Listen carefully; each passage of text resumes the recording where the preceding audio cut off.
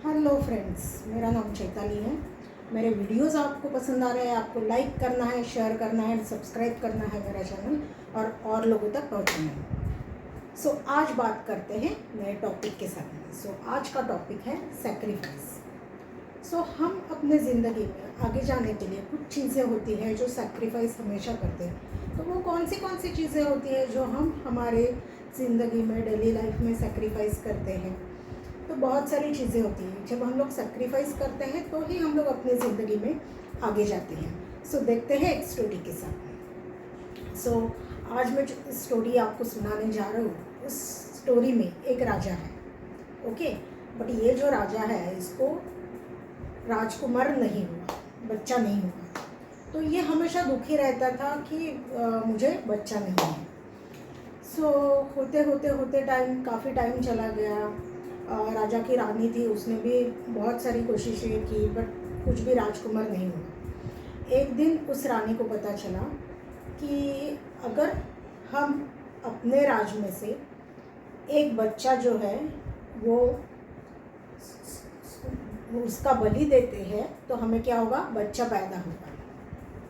राजा के पास आती है और राजा को बोल देती है कि अगर हम लोग अपने राज में से एक बच्चा लेते हैं, उस बच्चे को सूली पे चढ़ाएंगे तो हमें क्या हो जाएगा, बच्चा पैदा हो जाएगा।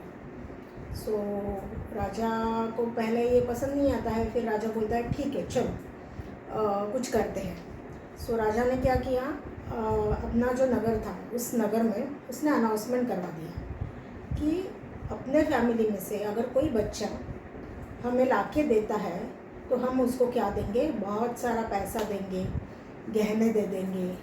ओके, जो राज खजाने से रहेगा। राजा के राज में बहुत सारे पुअर फैमिलीज थे। तो उसमें से एक फैमिली के पास में बहुत सारे बच्चे थे। तो उन्होंने डिसाइड किया कि अभी क्या करते हैं कि अपने फैमिली में एक वीक बच्चा है, तो उसको पालने में भी बहुत दिक्कत हो रही है। तो हम लोग क्या करते हैं, इसको राजा के पास सौंप देते हैं और राजा को सौंप देते हैं, और राजा से भी जो पैसा आएगा उससे अपना क्या होगा, फैमिली चलेगा। उसके जो पापा होते हैं वो राजा के पास चले जाते हैं और अपने बच्चे को राजा को सौंप देते हैं। राजा को जैसे ही सौंप देता है, राजा उनको पैसा वैसा दे देता है। उसके जो पापा हैं वो रिटर्न आ जाते हैं। कुछ दिनों के बाद में एक दिन डिसाइड होता है, जहाँ पे जो मंत्री रहता है राजा का, वो उस बच्चे को लेके राजा के पास चला जाता है और बोलता है कि ये वही बच्चा है।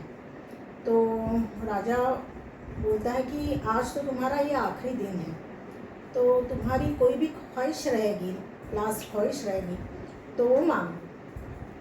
तो बच्चा बोलता है कि मुझे क्या चाहिए, मुझे सैंड चाहिए। राजा बोलता है कि बच्चे के लिए सैंड लाया जाए, तो तुरंत सैंड लाते हैं।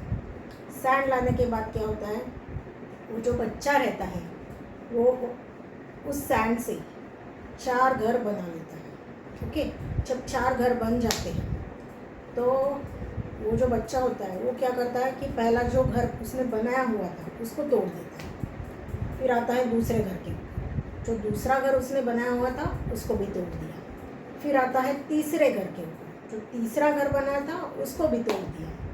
और फिर आते हैं चौथे घर के ऊपर। चौथे घर के उधर आके वो क्या करता है, साइलेंटली बैठ जाता है, प्रे करता है। जैसे उसका प्रे ख़त्म हो जाता है, राजा उसको पूछता है कि अरे भाई तुमने ये क्या किया। तो बोलता है कि ये जो पहला घर मैंने बनाया था, मैंने 4 घर बनवाए थे, उसमें से 3 घर मैंने तोड़वा दिए। ओके, और चौथे घर के सामने मैं बैठ गया जहाँ पे मैं प्रे कर रहा था। तो पहला घर मैंने इसलिए तोड़ा क्योंकि ये मेरे पेरेंट्स का घर था, बट मेरे पेरेंट्स ने मुझे प्रोटेक्ट करने के अलावा क्या किया, तो पैसों के लिए मुझे बेच दिया, इसलिए मैंने उस घर को तोड़ दिया। दूसरा जो घर था वो किसका था, मेरे रिलेटिव्स का था। दूसरे घर में क्या हुआ कि जो मेरे रिलेटिव्स थे उनका काम था मेरे पेरेंट्स को सही राय दिखाना और उनका जो गलत डिसीजन है उसको सही करवाना।